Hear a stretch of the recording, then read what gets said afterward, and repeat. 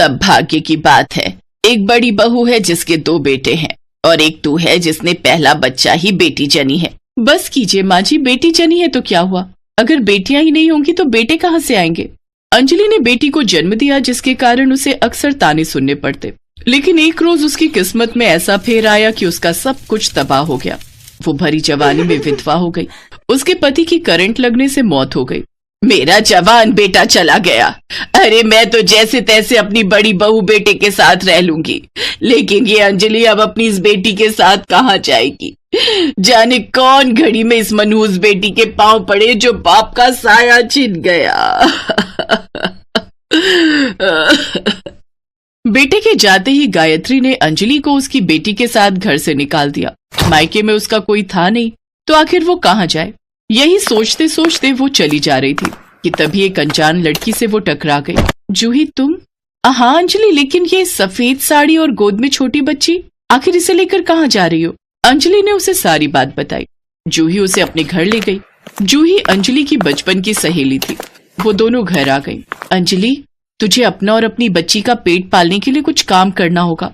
आखिर कब तक इस बच्ची को लेकर भटकेगी? लेकिन मुझे कहाँ कुछ आता है जूही। अरे तू भूल गई क्या, स्कूल के दिनों में कितनी अच्छी फ्रूट चाट बनाकर लाती थी और उसमें डाला हुआ वो मसाला, ओए होए सोचते ही मुंह में पानी आ गया। अरे तेरे अंदर जो हुनर है तो उसका इस्तेमाल क्यों नहीं करती? हाँ, उसकी तारीफ तो गोपाल के दोस्त भी बहुत करते थे। जब भी घर आते तो फ्रूट चाट तैयार करने को कहते, वही मसाले वाले। लेकिन मेरे पास ये सब शुरू करने के लिए पैसे नहीं है जूही। हाँ तो मैं तेरी सहेली, कब काम आऊंगी? अभी पैसे तू मुझसे ले लेना और जब काम चल जाए तो मुझे लौटा देना। मैं तेरा ये एहसान कभी नहीं भूलूंगी जूही। अब तो मैं फ्रूट चाट को ही अपना कमाई का जरिया बनाऊंगी।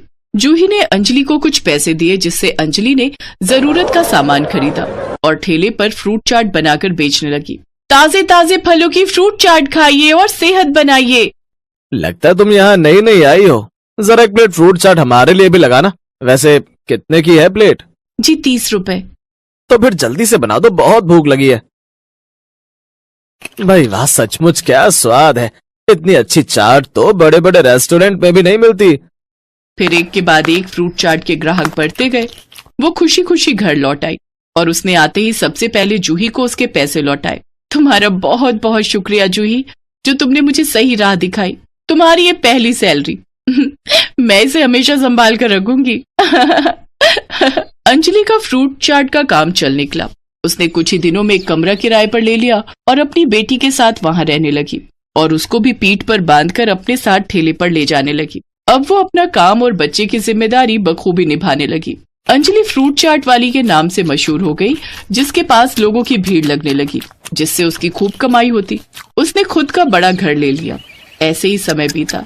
अब उसने खुद की फ्रूट चाट की दुकान खोल ली और उसमें काम करने के लिए 2 लड़के भी रख लिए। उसकी बेटी शिवानी अब 5 साल की हो गई। उसने उसे एक अच्छे स्कूल में पढ़ने के लिए डाल दिया। देखते ही देखते साल बीते और अब शिवानी बड़ी हो गई और पढ़ लिख कर वो एक डॉक्टर बन गई। अब तक अंजलि की फ्रूट चाट की दुकान बहुत बड़ी बन चुकी थी। एक रोज उसकी दुकान का एक आदमी उसके पास आया। मालकिन, बाहर कोई बुढ़िया खाने की भीख मांग रही है। तो उसे अंदर लाओ और अच्छी सी फ्रूट चाट बनाकर खाने को दो। किसी को भी यूं भूखे पेट मत जाने दो। वो बुढ़िया जब अंदर आई तो उसे देख अंजलि हैरान रह गई। वो और कोई नहीं बल्कि उसकी सास गायत्री थी, जिसकी बड़ी बहू ने उसे घर से निकाल दिया था। अंजलि, क्या तू यहाँ की मालकिन है? जी माँ जी, लेकिन आपकी ये हालत कैसे? मेरे कर्मों की सजा मुझे मिली है बहू। मुझे माफ कर दे बहू, मुझे माफ कर दे। आप माफी मत मांगिए। अगर उस दिन आप मुझे घर से नहीं निकालती तो आज मैं ये फ्रूट चाट वाली सफलता कैसे हासिल कर पाती। तभी वहाँ शिवानी आ जाती है। माँ जी, ये आपकी पोती शिवानी है, जो आज शहर की एक बड़ी डॉक्टर है। मेरी पोती? मुझे माफ कर दे, मैंने उस वक्त तुझे बोझ समझा। अंजलि, तूने फ्रूट चाट से कमाई करके अपनी बेटी को इस काबिल बना दिया और एक बड़ी बहू है जिसने सब कुछ होते हुए भी अपने दोनों बेटों को निकम्मा और बदतमीज बना दिया। शाबाश बहू, शाबाश। उस दिन के बाद अंजलि ने गायत्री को भी अपने साथ रख लिया। अब अंजलि अपनी छोटी सी दुनिया में अपने परिवार के साथ बहुत खुश थी।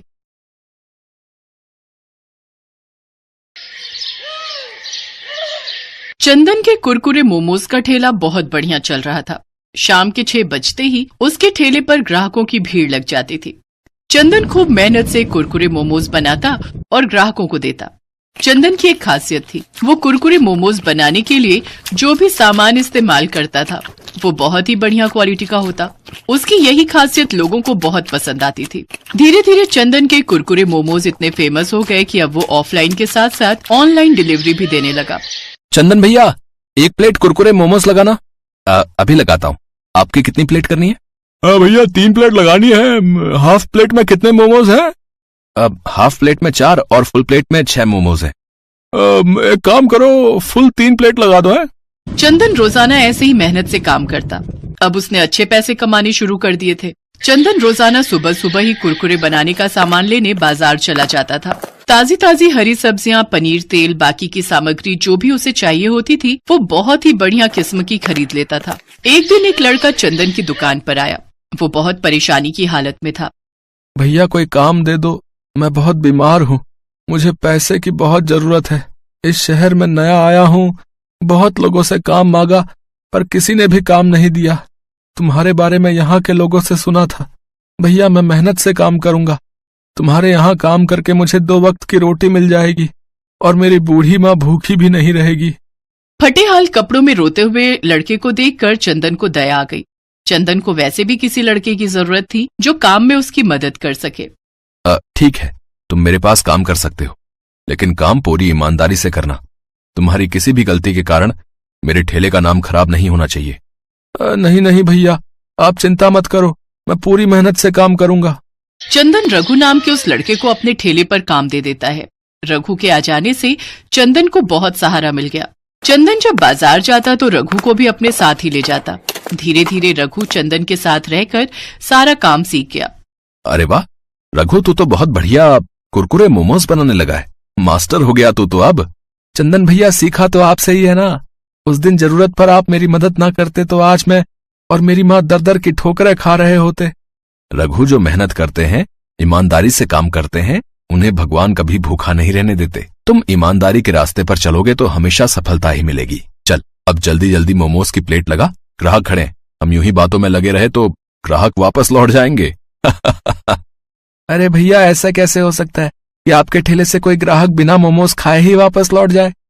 ये लीजिए भैया, आपकी 2 फुल प्लेट। नमस्ते चंदन भैया, कैसे हो? मैंने तुझे मना किया था ना, मेरे ठेले के आसपास भी मत फटकना। फिर तू यहाँ क्या करने आया? अच्छा, तो नया लड़का रख लिया, बहुत सही है।